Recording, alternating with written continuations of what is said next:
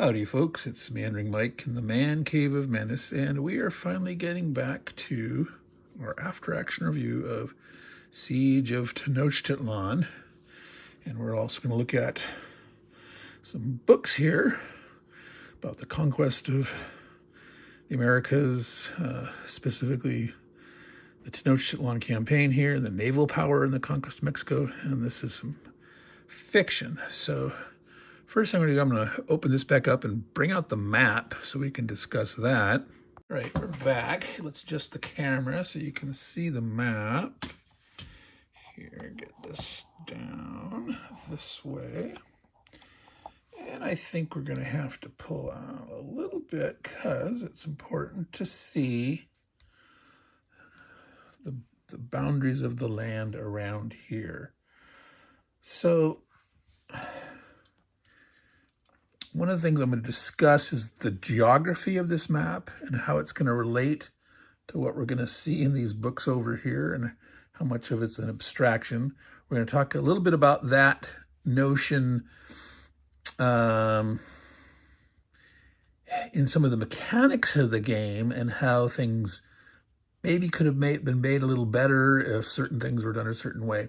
But the first thing I want to talk about is the battle of the game, and one of the things that's a little different about this game as opposed to others in the Historical Game Company's series of these battle games. Now,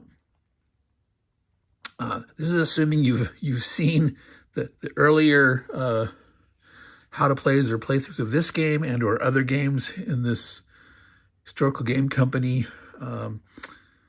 If not, I would recommend doing that first. I mean, it can be a little, spoilers here. We're going to talk about the result of the battle I did the playthrough of and that. But some of this is not going to make as much sense. But if you want to watch this first, because you're like, I want to, this is how you process and decide if you want to see more about a game or go out and buy it or what. That's fine.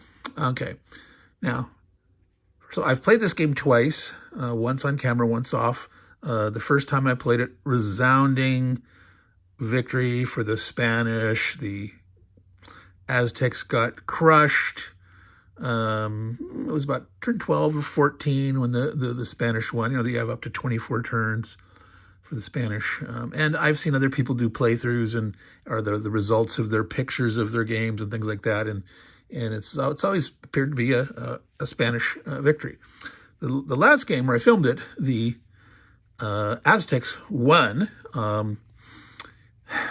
They were being knocked down and crushed, and they would have lost if there was enough time.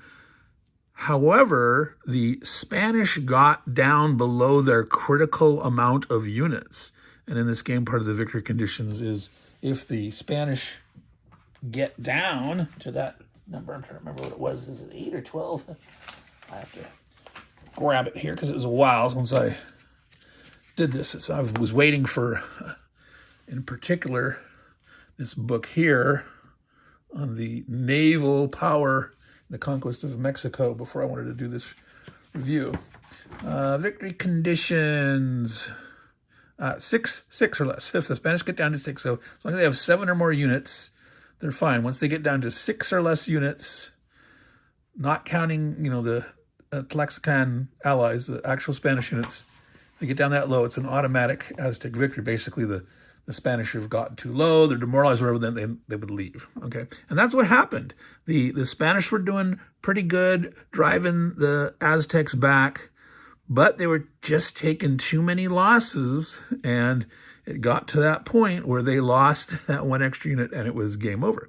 So I think that allows for, a lot of playability in there. If you remember the victory conditions and adjust your style of play, if you can get the Spanish to lose too many units, or waste too much time. If they're too worried about losing too many too fast and they go too slow, they could run out of time if you could hold out.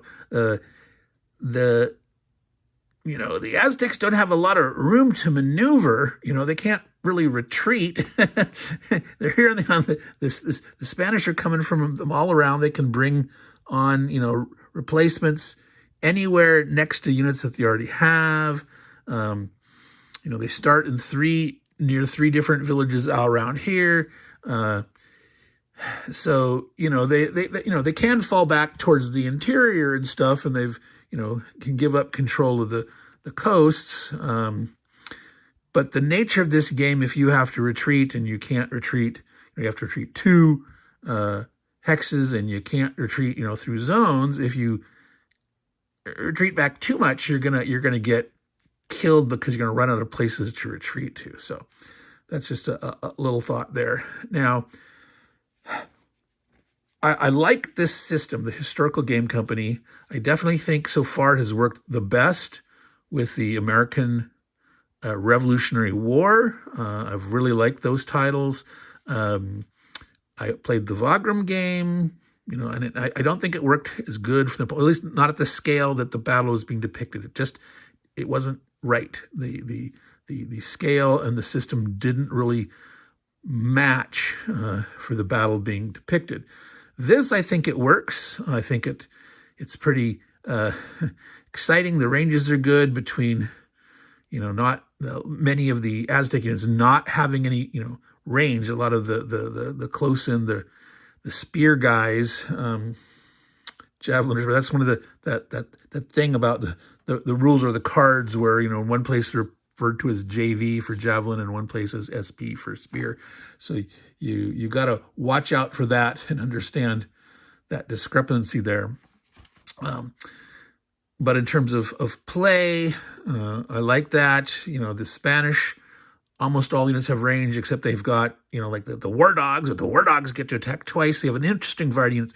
But the biggest thing about this that's different from all the other historical games that I've played. Now, I think there's 1 or 2 of their other games that have them, but that's the naval units, that they have the Aztec war canoes and the Spanish brigantines. And this really helps change the flavor of the game. It makes it very interesting. The inside mobility of the Aztecs with their war canoes, they can go through the canal, they can freely pass through the causeways. They move 9, so they can get zipping. Now they only have a 1 strength, but they do have a 2 range. They can do some interesting stuff. They can get around places. They can get to things where they can cut off zones of controls of the Spanish. The Spanish got to watch out, and this is a real threat. It's not an imagined thing that they've added to the game. I mean, that's one of the reasons I wanted to get these books and learn more. And literally, they had 10,000 canoes, or maybe it's even multiple tens of thousands or whatever, but maybe 10,000 war canoes or whatnot. So we'll talk about that a little bit when we look at the books, the literatures. The Spanish built brigantines on this lake. The Spanish had a master shipbuilder with them. They stripped down cannons and various pieces of the ships from the coast. They build ready-made pieces for these brigantines, for these lake-worthy ones, and they hauled them out here and they assembled them. And I believe, from looking at this stuff, I believe it was here on this. This is actually a peninsula. Now, this map, this is north, okay? There is no compass on there. Please, game designers, map artists, game publishers, always have a compass rose on every map in your game. Please, okay? Do the gamers and the historians, the people that like to learn history from games and learn about geography, always have a compass rose on the map. So anyway, this is north here. And the Spanish have to start in this part labeled Lake Texcoco.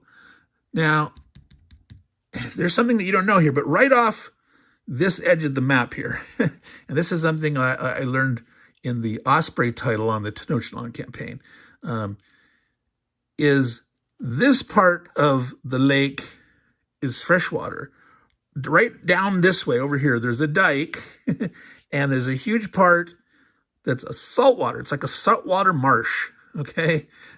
It's larger than this size, and it goes farther north up that way, but that was saltwater. and so technically, really, I think the brigantines probably could have maybe they built them right here. Whoops, my guy went flying. I'm not certain. But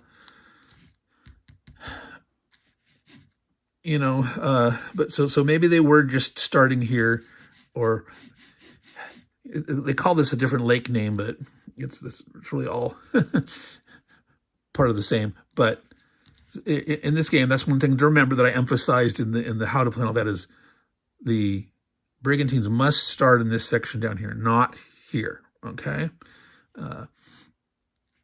and so that's a very interesting historical part. If you look at it though, that this is a peninsula that's kind of more long north-south like this, and this lake extends down here, but right up over this way is this dike and the saltwater marsh area. Now, I'm going to try to stay focusing on the play right now, and we'll get back to some more of that geography issues and the map, the abstraction of trying to fit, this complicated situation on a relatively small map, and it works well. The play was fun. The distances were kind of interesting. Certainly no one should be able to shoot from here to here. So the fact that you have cannons that have enough range to shoot from here to here, that's not really historically accurate. But for the purposes again of this game, having to fit things in, I believe also the distance here, this coast, this edge of the lake should be farther away. This causeway is way longer.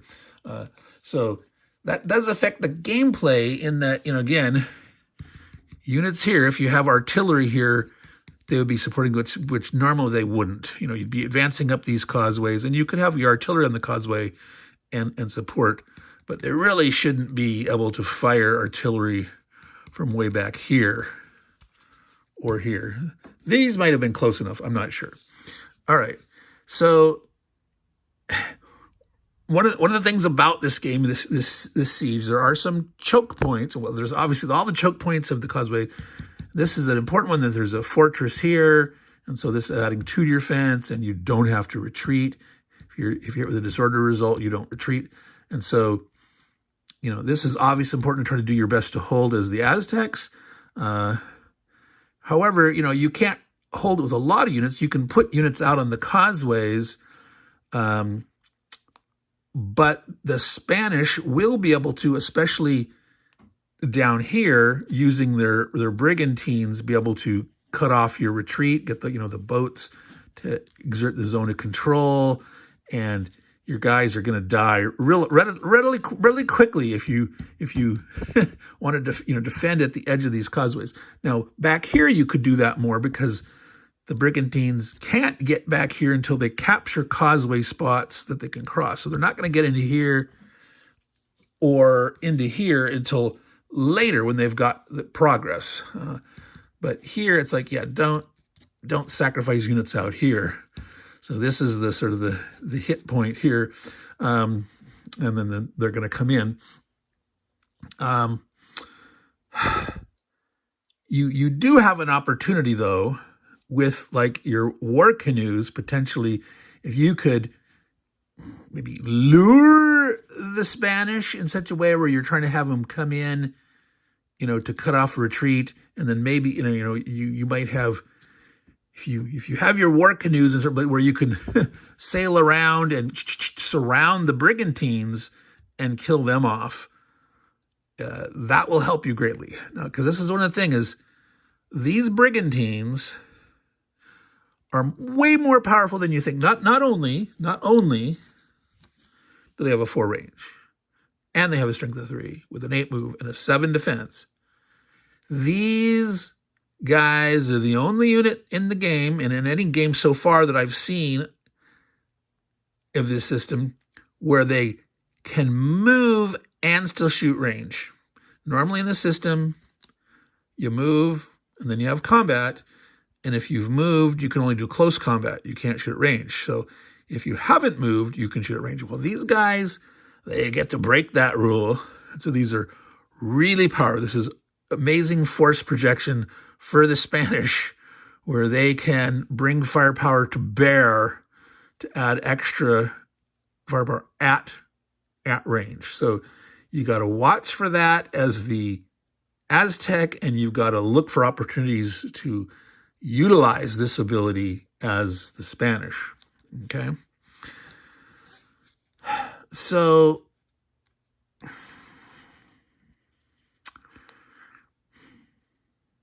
that's pretty much what I have about the mechanics of the game in terms of the units, and now I'm going to get to again talking about the depiction of this. The causeways are a little bit problematic in that the main causeways are historically more straight, okay, coming in on the cardinal directions. So this looks kind of straight, and this is the main. There was some small causeways and bigger causeways. So let's see, they don't have the place name, but Tabuca. This was like the Tabuca Aqueduct. It's called the Chapultepec Springs here, but the Tabuca was over here, and there was the aqueduct coming in, and there was a main causeway.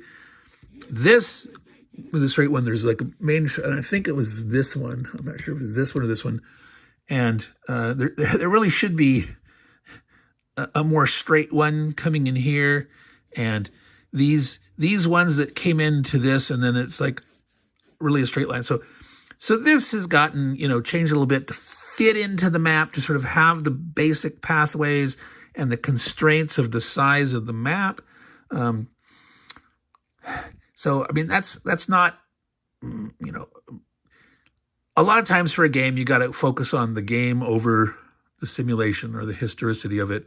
And the designer of the game says that right up in the front on these games, that it's less a simulation of the history and more of, a game that's fun and competitive, that sort of meets the flavor of the historicity. That's not as exact words, I'm paraphrasing, but part of the problem with this game is with these sharp angles, and there's questions about zones of control, who can attack or advance or retreat or what blocks where. And I think greater effort should have been made to try to avoid this kind of situation. It clearly states in the rules that the naval units and the ground units, they can fight each other if they're adjacent to each other. All right? That if you're adjacent, you can fight a guy. It doesn't clearly state that, like for a ground unit here and a ground unit here. But in a sense, you have to allow that. If you have a guy here, okay, and supposedly you exert a zone of control around you, but if you're saying, well, look, you can't cross here because there's water, it's like this guy can't move here zone to zone. So how can he? So if you had a spearman in here, or a javelin, not a javelin, a one ranged guy, and he's saying, well, he's really maying he can't cross the water. But you can interpret the rule that, hey, any guy you're next to, you can attack. But if I can't move zone to zone, if I can't move to here, right? It just, okay. You know what I'm saying? So if these had been drawn differently, like if this had been put here, so these are coming in straight across, and so you would avoid that question. And then if you maybe have one hex of the line coming straight out, you maybe make it, right, in one hex, but right along the edge, so it looks like it's coming out here. And then you could have, a branch. You could do something that could avoid some of those questions about, well, can you attack from here to here? These tight oblique corners, these acute angles, what is and isn't allowed. Okay. So you're going to have to rule that. And I ruled it basically, hey, I'm going to go with the flow, whether it says basically, if you're adjacent, you can attack the guy, whether it's naval versus land versus naval, or along the causeways. And that means if you're here and you destroy the guy, you can advance. And even though it looks like you're crossing water, it's abstracted. But you might want to be more of a stickler, and then you're going to have some problems, because that's going to give you questions about, well, what do you do with zones of control and these oblique angles, and how do you to deal with that? So it would be nice. I'd like to see this map on a bigger map where it could be handle that kind of thing better and have less of those issues. So we're gonna take a look at some of those pictures and contrast and compare here. All right, so we're already marching at the 20-minute mark here past. So is there anything more I wanted to say about the mechanisms and that? Do you remember your line of sight rules? All these little building hexes here do block line of sight, and that it's important. It's a sort of cat and mouse game for the Aztecs. They want to be able to try to get at and kill Spanish units, but they got to protect themselves, and they have a big disadvantage with these guys. So defending in certain ways where it's like, hey, I'm trying to make sure that the Spanish artillery or where these brigantines can get at me from, I'm protected. So, if you've got an Aztec unit here, putting a zone out here, the ship's going to have to stop. Here, now, technically you say, well, isn't there enough room to sail around here? Well, it might not be. The dike could be literally right here at the edge of the map. I'm not sure exactly how far away it is, but they say you can't enter the half hexes and you got to stop at a zone. So having a unit here, and if all the brigantines are over here, they're gonna have to stop. And so, having guys back here, they're safe from that bombardment. Now this guy could be bombarded, but certain other units, they could be safe back here. If this guy can't get through here, so he does have a 4 range, so these guys could shoot to here. So yeah, y'all gotta just pay attention and decide. There's some examples if you watch my playthrough where you can the line of insight's important, and you can learn how to take advantage of that as the Aztec to sort of have a cat and mouse game of how you protect yourself and hide and things like that. All right. So let's go ahead and look at the books. So let me, I'm gonna put the map away. All right. So these 3 books here, these are novels, historical novels, works of fiction. Edward Rickford, he's a scholar on the Central American history and warfare, and so he's respected in the field, and he wrote this series of 3 books that from the Cortez expedition landing and fighting all the way through the end and the fall of Tenochtitlan. It doesn't go into the aftermath of the Spanish conquering Tenochtitlan and their occupation and rule of it. So there may be a 4th book coming, but I have just glanced. I have not read much of this yet, but it sounds interesting what I've seen so far, and interesting to see it from a different perspective. So if you're interested in, historical fiction, this might be definitely in there. So there's 3 of them. The Serpent and the Eagle is the first, The Bend of the River, and Broken Bones and Shattered Spears.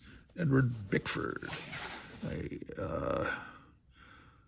Got an International Book Award, Chanticleer International Book Awards. All right, next here, let me just reach over and grab and get this one. So this is the one I was waiting for. Naval Power in the Conquest of Mexico. I really want to know more about the brigantines, the war canoes. So I have not read anything of it. I've just browsed it. I marked a few pages here to look at, but this was written back in like the 50s. C. Harvey Gardner. It's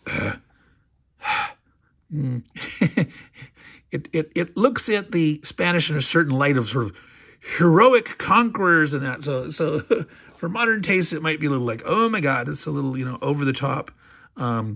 But in terms of talking about the naval forces projecting and getting this, the Spanish there, and the actual, battles on the lake, the building of the boats and all that. There's a lot of coverage there. Now let me pop to the spots that I have marked. Oops, here we go. Now we got. Okay, maybe it was just the one. So I'm gonna try not to bend this back too much. So if you look here, this is a good drawing of what is believed to be the layout. Now, much of this is all gone. Much of this got drained away, dried up, and so the record of what was where and how, and that is not complete, not super well known. But yeah, so here is, we're talking about Tacuba, the Tacuba Causeway. So here, you see, so these more, north-south, more straight things here. This is this peninsula here, if you can see, Serra de la Estrella. Okay, and here is this dike, and it doesn't tell it here, but I learned in the Osprey book about the fact that this is all salt water over here, and a lot of it's just marsh. So in spots it's not very deep, in spots it is a little bit, but they built a dike, and so this is all fresh water here. And so that dotted line is sort of the edge of the landmass. There's actually like some little island off here also that we learn about in the Osprey title. So you can see bigger and smaller causeways. This somewhat maps to how they have it in the game, but not perfectly. So there's some additional smaller causeways maybe that are coming in here that aren't on this map, but we'll see another one in a minute. Now, one of the things I want to thumb through here real quick and show you is there's a lot of like drawings and illustrations. I don't know how many of these are period of the actual, 1500s, 1521. And some of them are like things in books later, like written in the 1800s. And you can see more of like a pencil charcoal style art. But here, let me find some.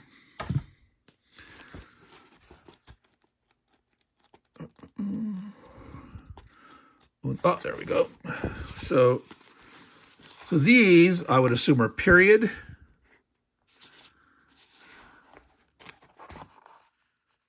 From Codex Florentino.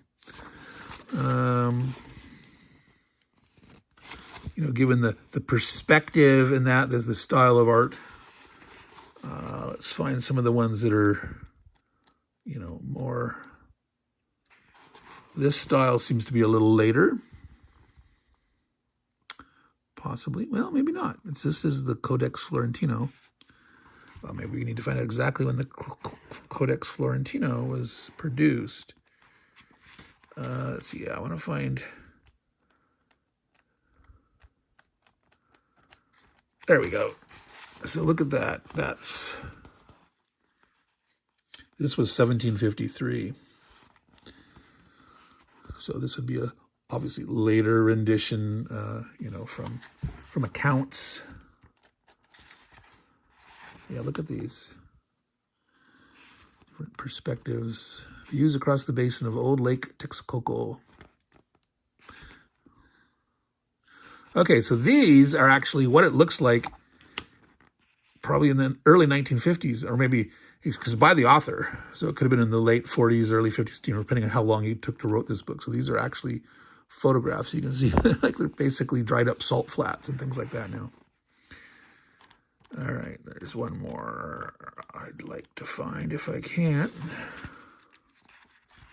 There's classic, all those ships, the big brigantines. Here, look at that. That was from a work from 1867 to 80, like in an atlas. But again, depicting the building of the boats. Brigantines under construction. All right, so obviously this is going to be a lot of interesting reading to find out more about the naval aspect here. All right, so next book, and here is the Osprey title. It's the, from their campaign series. Oops. Tenochtitlan, 1519 to 21, Class of Civilizations. So there's some nice maps in here. So let me get those. I got them marked. Let's see here.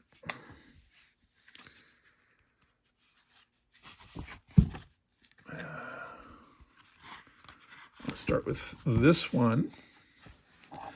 So here is where it's defined as salt marsh. Showed different, maneuver routes. Here's this peninsula here, see? So this is where they would have built these. They could have just as easily built them all down here. So the part on the map where they could have, but if they just, if they built them here, they built them here, And so this doesn't show the smaller causeways. You got Thakuba over here, the big aqueduct, the blue.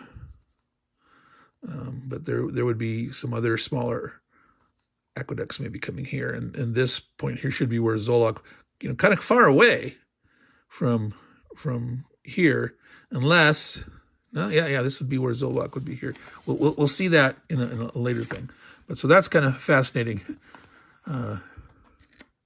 There, this is this bigger picture. Now, I wanted to show you this. This is one of the war canoes. Let's see here. I'm going to need to tilt that a little bit.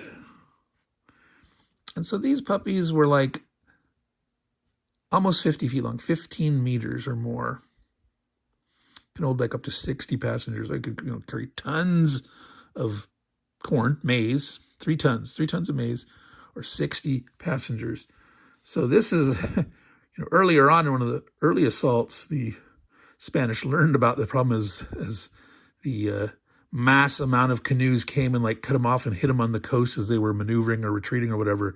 And that maneuverability, and that's why they built the brigantines. That's why they brought that stuff in and says, we have got to be able to prevent the ability to get around. So this is very, very interesting. This is, the projection of naval power, the needs, if you want to conquer this island in the middle of this lake and they have 10,000 canoes, you're going to have to come up with something. And wow, they stripped down their boats and took stuff and made pre-made parts of the boat, hauled it all inland and built the boats there. So that's pretty amazing. Okay, and so let's see, excuse my hair. All right, so there's a couple in here, different stages of battle, but these, okay, so here's the compass rose here. So north is this way. So I'm going to have to turn it like this for this to be north. So unfortunately, that makes it hard for me to get my camera tripod navigating this. So here is the Zolok. So again, I don't know if this has been crunched in, but the way this is here and that's there, and so here's this island I was saying. There was an island close by here. So this has been abstracted out. There's an island there, but get rid of that, right? Because somewhere over here, they don't show, where that peninsula top, there's no shore here at all, right? This is looking at the map and how far away is that shore? So that's where I was saying, how abstracted is that map? How, in what cases it should be a lot farther away, or in what cases a little closer. So whether you could have artillery bombarding from the shore or not, or whether, that's open to debate. You'd have to, measure things out a little bit. You can't tell exactly between these, even with these different sources, looking at it at different perspectives. You'd need to get more detailed drill down and find, well, what's the actual distance? What were the range of these cannons? What, and how far was this to here and there? So there's room for, an advanced game on the Siege of Tenochtitlan. And I think there is, I can't remember which publisher, there's some other company that's done Siege of Tenochtitlan, but I believe it's at more that larger operational scale, like we saw that first map in this book.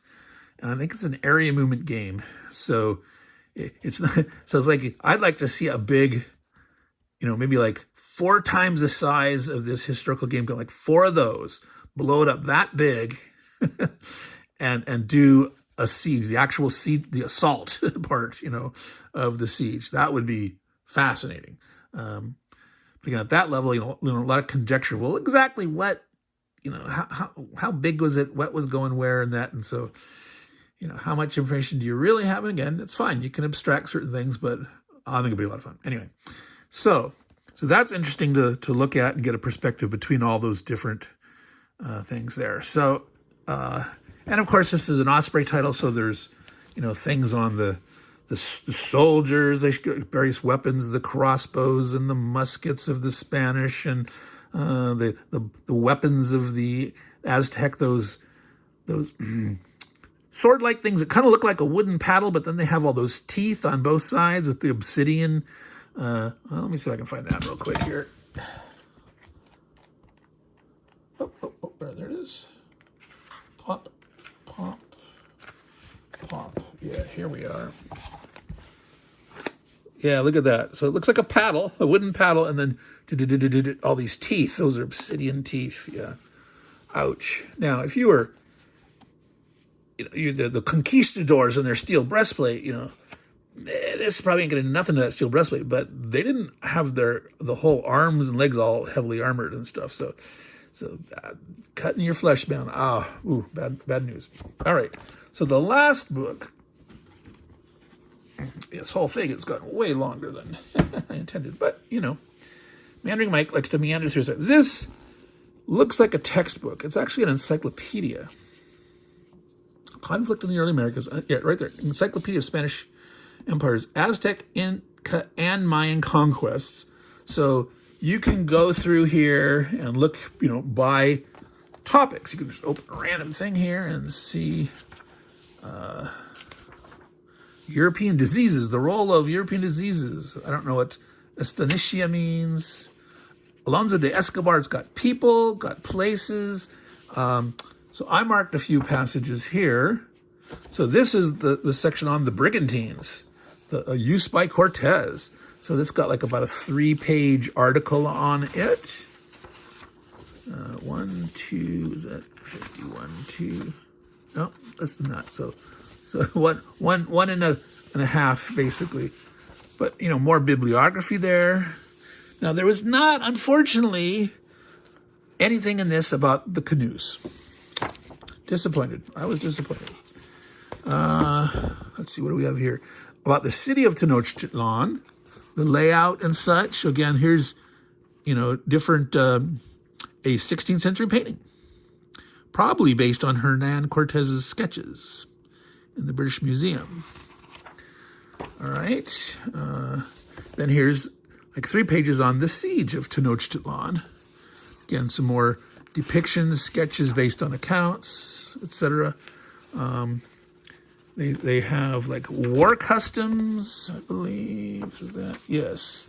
So, they've got war customs of the Incas and the Mayans, but of course, in this case, we would want the war customs of the Aztecs.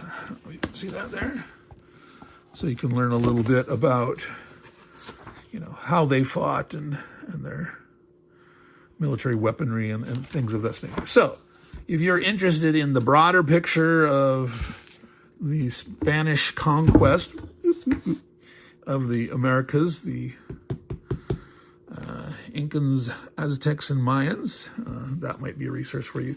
So there's tons of them. I mean, if you look at these and look at their bibliographies, there's obviously tons of stuff. For your war gamer, this might be a girl. And if you're interested in the Siege of Tenochtitlan, there's going to be other stuff on, various Aztec warriors, the Jaguar warriors, and there's all those different the warrior classes, the different kind of weaponry they used, and what their training and loyalty was, and their elite status, etc. This one on the naval aspect, fascinating. You can. There's tons of stuff about that bigger picture of the the Spanish conquistadors and the missionary movements and what they did and all that. But if you're interested about, this battle, the Siege of Tenochtitlan, let me go ahead and, that's got a lot of glare on it there. That is my pop shield, which I found if I was, lately, I mean, it didn't used to do this, but it started doing pop. I was getting a lot of aspirations. And if I hold this while I talk, but it's got a handle that I can't fasten it to my table here sturdily. So I need to find some way to do that. So trying to avoid that popping, aspirating, heavy breathing sound. All right, so this has been Meandering Mike, Man Cave of Madness, our after action review of the Siege of Tenochtitlan, along with our literature review. These books, you got fiction, you got various aspects there. Like I said, there's plenty more out there. So let's call it quits there, because we're just rambling on. I will be playing some more historical game company games in 2025. Not as many as I did in 2024. I played like 7 or 8 of these puppies this year. So probably just a couple next year. 2 or 3 maybe. So take care of yourself. This is a couple days before Christmas. So y'all have a Merry Christmas. And remember, take care of your games and your books. And they'll take care of you. Ciao, y'all.